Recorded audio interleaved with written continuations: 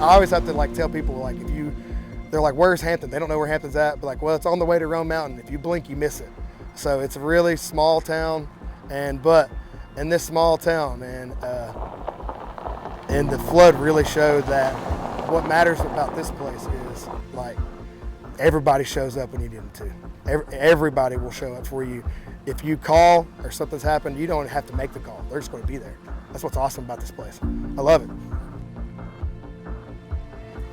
My name is Martin Winters, and I am the defensive coordinator for Hampton football, Hampton High School in Hampton, Tennessee. This is my first year back home, back here. There's something special about this group of boys. And I met them this summer, and after the first day of being around all of them, especially when everybody came in for the first practice, I could tell how much they picked each other up, how they pushed each other, and really, like, this team, compared to all the rest of the teams I've been at, they're not individuals.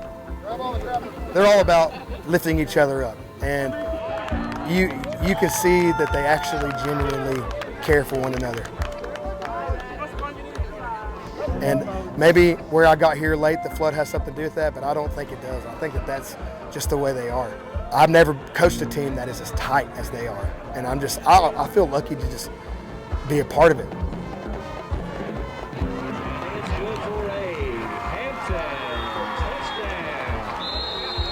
I was driving down the road one day and beside the Doe River, and the game before that, the Friday night before that, I saw the whole team go to the end zone and all pray together.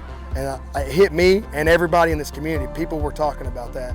And I was like, I felt the Lord put it on me when I was driving Saturday back down towards Hampton beside the river. I was like, how cool would it be to, like, that same river that destroyed this whole place, this whole field, this whole school, I mean, just uprooted everything down here. How cool would it be to take that same river, and instead of it just being like for the rest of history being something that like was like stamped as being something bad, what if we have an opportunity here through God, me just being a vessel for God's work? Like, what if we could just flip that narrative and make it something that's redemptive instead?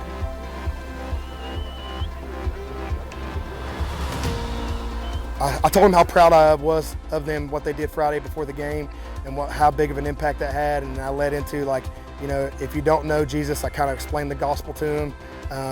But the response I've gotten back was that a lot of them are saved and haven't been baptized. So I said I would be honored, and I would love to, you know, this week, Thursday, to just whoever would like to do it, to meet in that same river like I talked about in Doe River, and I would be honored if they wanted me, if I could baptize them, and so they could just finally take that last step into showing everybody and showing all their friends. And since then, you know, I had 4 come to me saying they want to be baptized, and then today I had another one that got completely saved today, like accepted the gospel, accepted Jesus, and like right over there on the field, the practice field, like I brought him to the Lord right over there, and he's getting baptized today too. Good job, Chris. Whoever wants to go next, good job.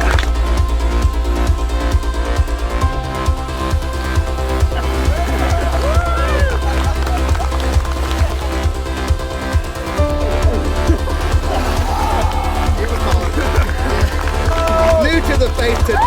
Let's go. Yes.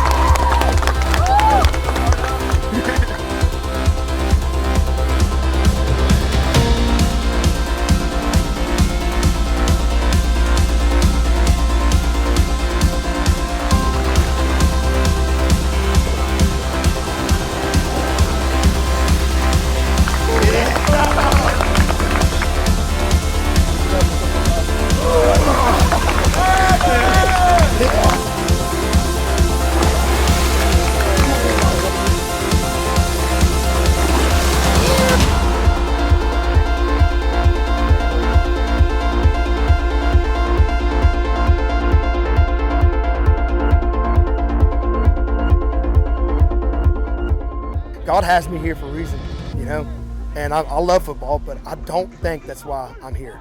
What I've realized the past few weeks is like, God has me here to tell everybody about his son. That's why I'm here. and they know that. I made that very clear.